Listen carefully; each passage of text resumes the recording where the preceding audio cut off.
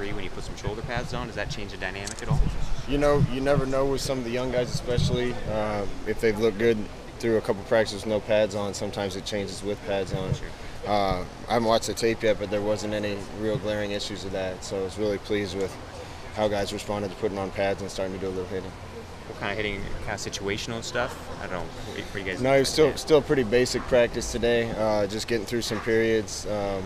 You know, we did a third down period in a few situations, but for the most part, we're just still in the process of installing and getting everybody used to being at practice. Don was saying on defense, he usually uses the first 6 days for installing really, really heavy. Is there a similar mindset for you guys where the first week is pretty intense? We're actually going to install for 10 or 12 days, so we'll be almost through 2 weeks before we get everything in. Right now it's coming at them faster than it will on a game week. You know, we have a lot more limited game plan during a game week than what they're having to learn right now, so we're throwing them into the deep end of the pool. Just test your patience as coordinator a little bit?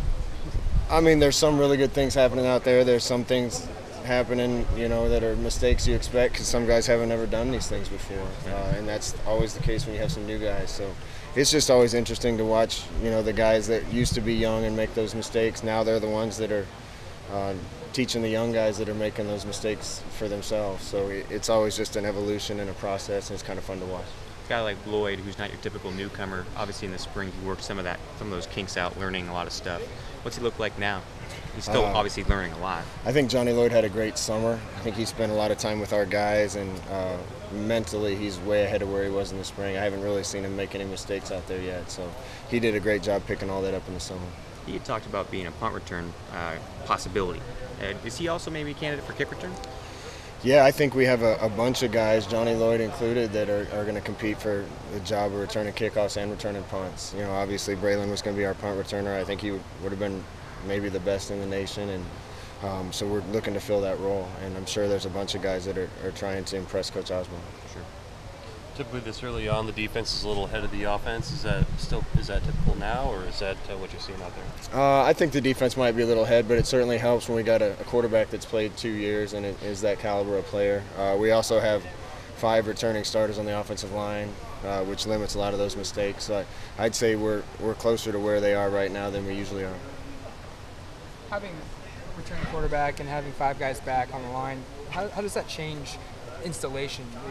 It doesn't seem like you'd have to worry about as much when you're working on installation for the offense. No, we still have to take our time installing because all the new guys. I mean, we're not just giving the first group reps out there, we're giving 3 groups reps out there, and if we went too fast, it would be a Ringling Brothers circus with the 3rd group. You know, the trick is not slowing it down so much to cater to the 3rd that you're not doing the first group a disservice, but you know, at the same time, it doesn't hurt that first group to go back through all the basics again too. Having coached the receivers before, obviously now you're a coordinator, do you find yourself maybe paying close attention to the receivers, given that that's a group you used to be close with? Yeah, you know, I loved coaching receivers here. I had some guys that will always be like brothers or sons to me. Keenan's kind of one of the last few guys that I got to coach a lot, but he's such a great leader for us and so mature now that mostly we just tease each other. But I don't have to watch receivers much. Coach Lubick does such a great job with those guys that he's got them on point, and if there's something I see, tell Coach Lubick and it gets fixed. Does Dwayne Stanford remind you of anyone with his size and skill set? It'd be hard to come up with a comparison right away, but Dwayne has elite hands. I mean, he's got big old hands and catches everything. You know, it's a shame to see him go down last year, but he's coming back and he's definitely in the mix with the rest of those guys for playing time.